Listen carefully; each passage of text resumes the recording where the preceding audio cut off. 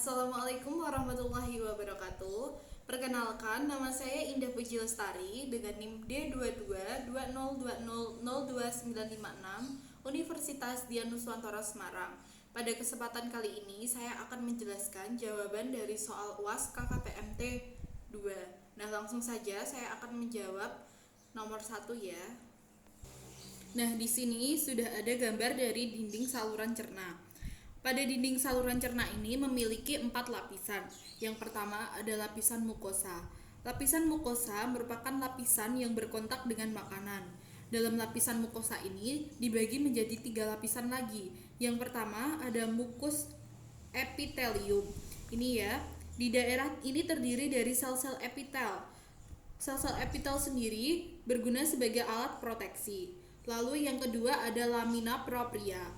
Terdiri dari jaringan penyambung yang jarang akan kaya pembuluh darah kapiler dan limfe dan sel-sel otot polos, kadang-kadang mengandung kelenjar-kelenjar dan jaringan limfoid.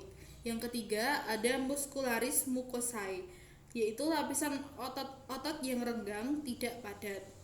Berikutnya ada lapisan submukosa. Lapisan submukosa ini terdiri dari jaringan ikat. Secara komponen, submukosa ini jaringan ikatnya lebih padat. Fungsinya yaitu untuk meregangkan elastisitas dari dinding saluran cerna.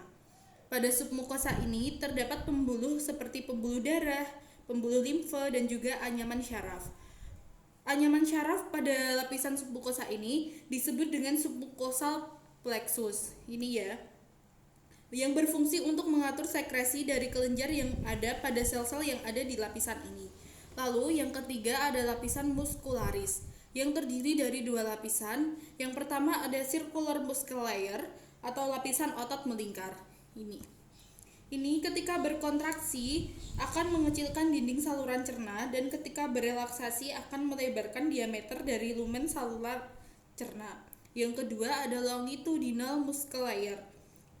Ini otot-ototnya itu memanjang di dinding saluran pencernaan. Ketika berkontraksi akan memendekkan dinding saluran cerna dan ketika berelaksasi akan memanjangkan dinding saluran cerna. Di antara 2 lapisan ini terdapat anyaman syaraf yang disebut dengan mesenteric plexus yang berfungsi untuk meregulasi gerakan-gerakan dari saluran pencernaan.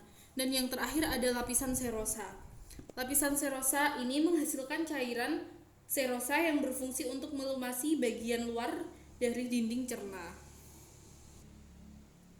Nah, berikutnya saya akan menjelaskan jawaban soal nomor 2, yaitu mengenai penyakit pada sistem digestif. Nah, yang pertama ini ada keracunan makanan. Seseorang dapat mengalami keracunan makanan bila mengonsumsi makanan yang telah terkontaminasi oleh mikroba. Lalu mikroba apa yang sering menyebabkan keracunan makanan? Yaitu diantaranya yang pertama ada mikroba E. coli seperti ini, ada salmonella seperti ini, lalu ada Clostridium botulinum seperti ini, lalu ada Shigella seperti ini. Nah, keracunan makanan ditandai dengan mual, muntah, sakit perut, dan demam.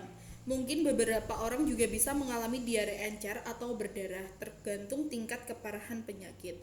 Lalu berikutnya ada penyakit disentri. Penyakit disentri adalah penyakit infeksi usus yang menyebabkan diare disertai lendir dan darah. Gejala disentri ditandai dengan diare, rasa mual dan muntah, demam, serta kram perut. Penyakit ini disebabkan oleh 2 jenis bakteri jahat, yaitu Shigella dan Entamoeba histolytica. Dan yang terakhir ada penyakit giardiasis. Giardiasis adalah gangguan pencernaan akibat infeksi parasit pada usus halus. Parasit ini dinamakan Giardia lamblia. Seperti ini. Giardiasis ini menular melalui air atau makanan yang terkontaminasi parasit serta kontak langsung dengan penderita. Gejala-gejala dari giardiasis yaitu diare dengan tinja yang berminyak, sering buang gas atau kentut, mual dan muntah, perut kembung, kram perut, hilang nafsu makan, berat badan menurun, lemas, dan sakit perut. Nah, itu tadi yang dapat saya jelaskan, kurang lebihnya mohon maaf. Terima kasih. Wassalamualaikum warahmatullahi wabarakatuh.